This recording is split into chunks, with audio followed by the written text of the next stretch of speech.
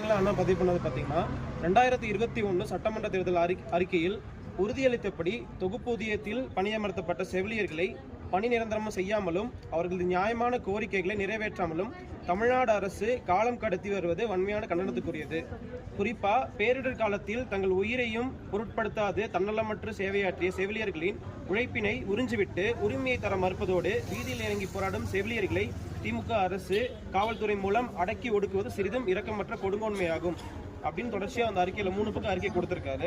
அதில் அவர் கடைசியாக சொல்லிக்கிறது என்னன்னா, தமிழ்நாடு முழுவதும் உள்ள 8322 ஒப்பந்த செவிலியர்களை தமிழ்நாடு அரசு உடனடியாக பணி நிரந்தரம் செய்வதோடு காலியாக உள்ள செவிலியர் பணியிடங்களை உடனடியாக நிரப்புதல், தேவைக்கேற்ப புதிய பணியிடங்களை உருவாக்குதல், ஊதியத்துடன் கூடிய மகப்பேறு விடுப்பு, வெளிப்படையான பணியிட மாற்ற கலந்தாய்வு, வரையறுக்கப்பட்ட பணி நேரத்தை உறுதி செய்தல், தேவையற்ற பணிச்சுமையை திணிப்பதை தவிர்த்தல், உயர்த்தப்பட்ட ஊதியத்தை அனைத்து செவிலியர்களுக்கும் வழங்குதல், கொரோனா காலத்தில் பணி நீக்கம் செய்யப்பட்ட செவிலியர்களை மீண்டும் பணியில் சேர்தல் உள்ளிட்ட செவிலியர்களின் மிக நியாயமான கோரிக்கைகளை உடனடியாக நிறைவேற்றி ஏழை மக்களுக்கான மருத்துவ சேவை தடைப்படாமல் தொடர வழிவகை செய்ய வேண்டும் என நாங்கள் அரசு வலியுறுத்துறோம் சொல்லி இந்த அறிக்கையில் கொடுத்துருக்காரு.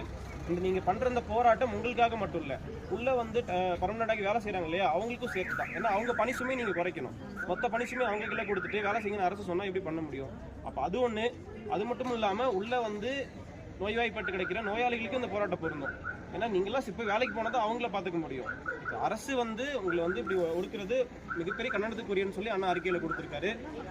நாம் தமிழர் கட்சி தொடர்ச்சியாக உங்களுக்கு சம்மந்தமாக அண்ணா அறிக்கை கொடுத்துருக்காரு. எல்லா மாவட்டங்களையும் நாங்கள் ஆதரவு தெரிவிச்சிருக்கோம். குறிப்பாக நீலகிரி மாவட்டத்தில் நீங்கள் தொடர்ச்சியாக போராடுங்க. உங்களுக்கு எந்த ஒரு அச்சுறுத்தலோ ஒடுக்குமுறையாக இருந்தாலும் நீங்கள் உடனடியாக ஒரு அழைப்பு மட்டும் கொடுங்க. நாங்கள் எந்த உங்களுக்கு எதிர்பார்ப்பு இல்லாமல் நிற்கிறோம். நாங்கள் வேட்பாளர் அப்படின்றனால வாக்கு கேட்டு நிற்கல. ஒரு பிரச்சனை நேற்று ஃபோன் பண்ணி சொன்னாங்க, இங்கேருந்து கூப்பிட்டுருந்தாங்க. நாங்கள் இன்னைக்கு காலையில் நின்றுட்டோம். அந்த மாதிரி தொடர்ச்சியாக உங்களோட நிற்கிறோம். நீங்கள் அடுத்த கட்டமாக இந்த போராட்டத்தை எப்படி வீரியமாக எடுத்தாலும் அதுக்கு நாம் தமிழர் கட்சி உங்களோட ஒத்துழைப்பாக நிற்கும். நீங்கள் தொடர்ச்சியாக போராடுங்க. இந்த போராட்டத்தை தொடர்ச்சியாக இந்த இடத்துல உட்காந்து போராடுற இந்த பெண்மணிகளுக்கு கட்சி சார்பான புரட்சி வாழ்த்துக்கள் நாங்கள் தெரிவிச்சோம்.